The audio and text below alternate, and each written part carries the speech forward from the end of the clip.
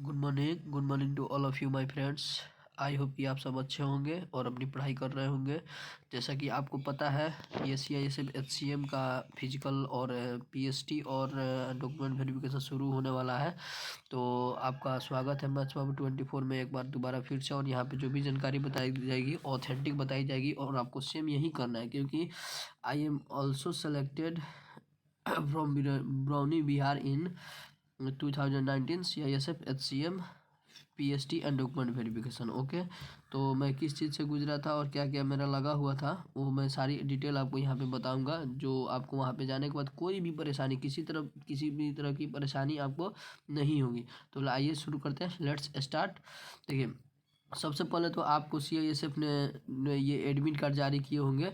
तो उस admit card के आपको क्या कर लेना है, 3 जीरोक्स कर लेना है। क्या कर लेना है, कलर में 3 जीरोक्स कर लेना है, कलर में निकलवा लेना है। ओके, अच्छा, उसके बाद क्या करना है, और 3 एडमिट कार्ड तो आप निकलवा ही लीजिएगा, 3 प्रति वहाँ पे लगेगा। और आधार कार्ड का 3 जीरोक्स आप करा लीजिएगा। यह एडमिट कार्ड हो गया, आधार कार्ड हो गया। और वाइट बैकग्राउंड वाला फ़ोटो 10 ले लीजिएगा, कम से कम 10 चाहिए वाइट बैकग्राउंड वाला फ़ोटो, वहाँ पे ज़्यादा फ़ोटो की ज़रूरत होती है। ठीक है, वाइट बैकग्राउंड वाला फ़ोटो कम से कम 10 चाहिए।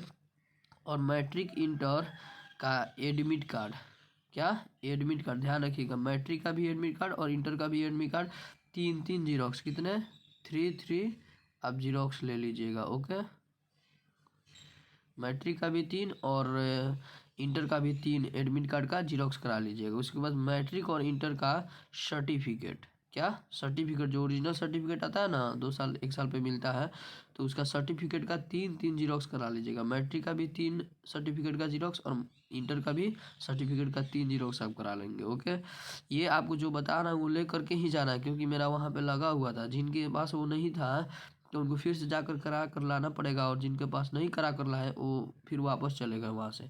मैट्रिक और इंटर का यहाँ पे आपको मार्कशीट लगेगा, क्या लगेगा, मार्कशीट। जिनका सर्टिफिकेट ओरिजिनल अभी नहीं आया होगा, जिनका ओरिजिनल सर्टिफिकेट नहीं होगा, वो प्रोविजनल से काम चलाएंगे। क्या चलाएंगे, उनका प्रोविजनल से भी हो जाएगा, प्रोविजनल भी वहाँ पे एक्सेप्ट होता है, प्रोविजनल से भी आपका काम चल जाएगा। ओके, और मैट्रिक इंटर का मार्कशीट का जीरोक्स आप क्या कर लीजिएगा, 3 जीरोक्स, मैट्रिक के मार्कशीट का 3 जीरोक्स और इंटर के मार्कशीट का 3 जीरोक्स ले लीजिएगा आप। ओके, और रेजिडेंस, क्या आपका रेजिडेंस यानी आवासीय प्रमाण पत्र, जिसका सिग्नेचर कहाँ से होना चाहिए या फिर वो कहाँ से बनना चाहिए। सबसे पहले तो आप अपने ब्लॉक से बनवा लीजिएगा, पंचायत स्तर पर, उसके बाद प्रखंड स्तर पर, उसके बाद आप क्या कीजिएगा, फिर आपको दोबारा अब क्या करना पड़ेगा, वहाँ पे सिग्नेचर, ये अपने अनुमंडल के स्तर पर आपको सिग्नेचर नहीं कराना पड़ेगा जा करके। अब क्या हो गया है, आप खुद से जब ये प्रखंड स्तर पर आप जाति आय निवास बनवा लिए हैं, तो आपको फिर से वहाँ पे क्या करना पड़ेगा, वहाँ पे आपको प्रखंड स्तर पर जब आप जाति आय निवास बनवा लिए तो आपको क्या करना पड़ेगा, फिर से जा करके आपको, और अनुमंडल में आपको सिग्नेचर नहीं कराना पड़ा। पहले था कि लोग सिग्नेचर करा लेता था यहाँ से बनवा करके, अब आपको क्या करना पड़ेगा, आपको अप्लाई करना पड़ता था, क्या अप्लाई करना पड़ता था। तो जिनका जिनका रेजिडेंस यानी आवासीय प्रमाण पत्र अगर अनुमंडल स्तर पर नहीं है, यानी DM या SDM पदाधिकारी का सिग्नेचर नहीं है, उनका रिजेक्ट 100% उनका रिजेक्ट हो जाएगा।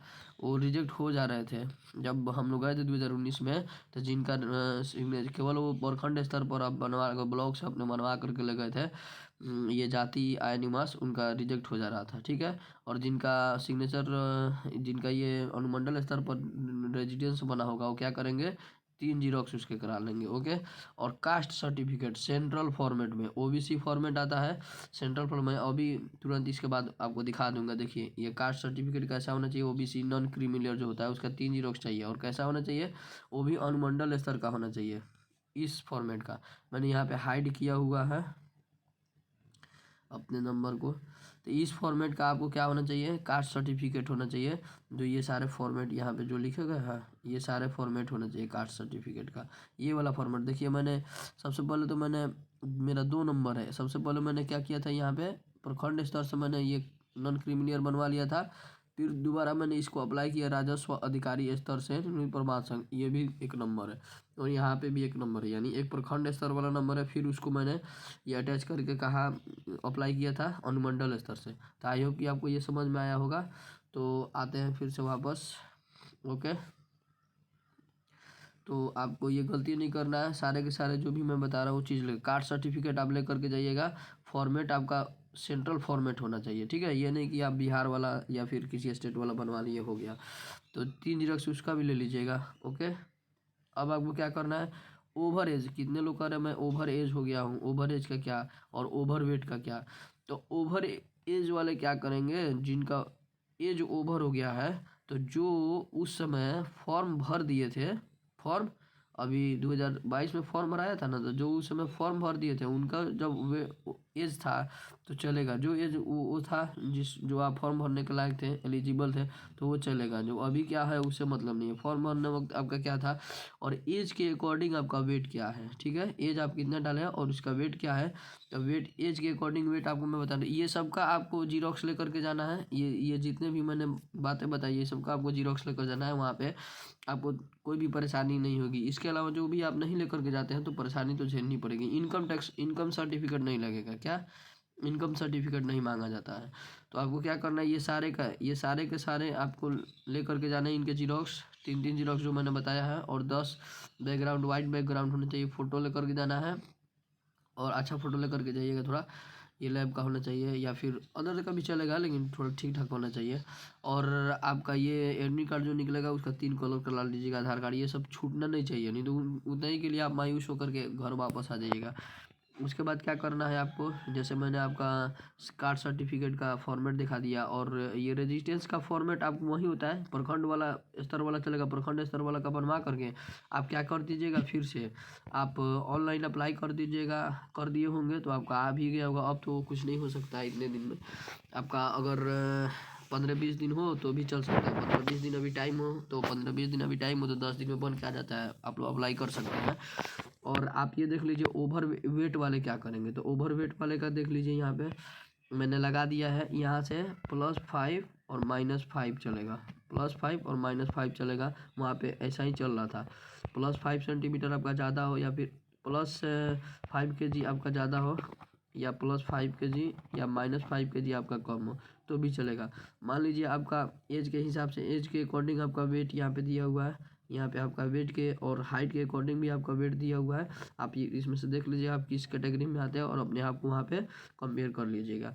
+5 और -5 लेकर के आप चल सकते हैं। ओके, तो आई होप कि आज का आपको वीडियो अच्छा लगा होगा।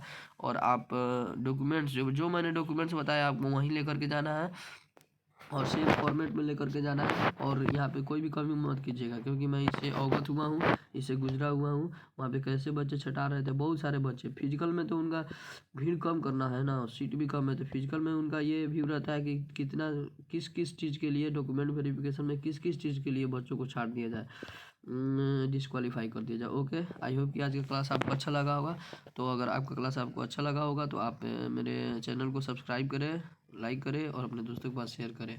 ओके भाई, थैंक यू। आपको पल पल की जानकारी यहाँ पे मिलेगी CISF से रिलेटेड और अन्य से रिलेटेड भी।